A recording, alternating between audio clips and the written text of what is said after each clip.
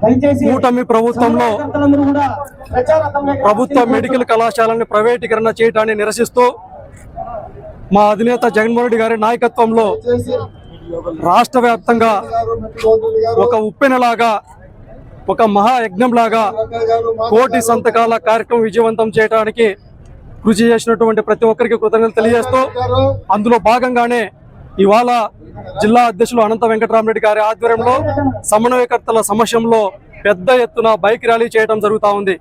ముఖ్యంగా ఈ సందర్భంగా చంద్రబాబు నాయుడు గారిని అడుగుతా ఉన్నాం, అయ్యా చంద్రబాబు నాయుడు గారు 40 సంవత్సరాల సుదీర్ఘ అరువు చెప్తారో విజయం ఉన్నటువంటి ముఖ్యమంత్రి అని చెప్తున్నారు, అదే విధంగా సంపద సృష్టిస్తామని చెప్పినారు, అదే విధంగా సూపర్ 6 హామీలను అమలు చేస్తామని చెప్పారు.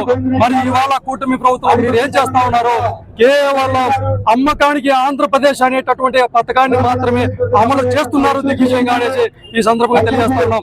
అందుకే ఈ సందర్భంగా కోటి సంతకాలు అనేటటువంటి ఒక్కొక్క సంతకం అనేటటువంటిది ఒక అణుబాంబు లాగా, ఒక విస్ఫోటనం లాగా ఈ కూటమి ప్రభుత్వాన్ని హెచ్చరిస్తా ఉంది. ఇప్పటికైనా పేద విద్యార్థుల భవిష్యత్తును నాశనం చేయకుండా, పేద విద్యార్థుల ఆత్మగౌరవాన్ని కించపరచకుండా ప్రభుత్వ మెడికల్ కాలేజీలని ప్రభుత్వ ఆస్తులుగా ప్రకటించి ప్రభుత్వమే నడిపేటట్టు చేయాలా, లేకపోతే జగన్మోహన్ రెడ్డి గారి నాయకత్వంలో పెద్ద ఎత్తున ఉద్యమ శీఘ్రకార్యాన్ని మరింత ముందుకు తీసుకుపోతామని సందర్భంగా తెలియజేస్తూ ఈ కార్యక్రమాన్ని విజయవంతం చేసినటువంటి ప్రతి ఒక్కరికి పేరు పేరున ధన్యవాదాలు తెలియజేస్తా ఉన్నాం.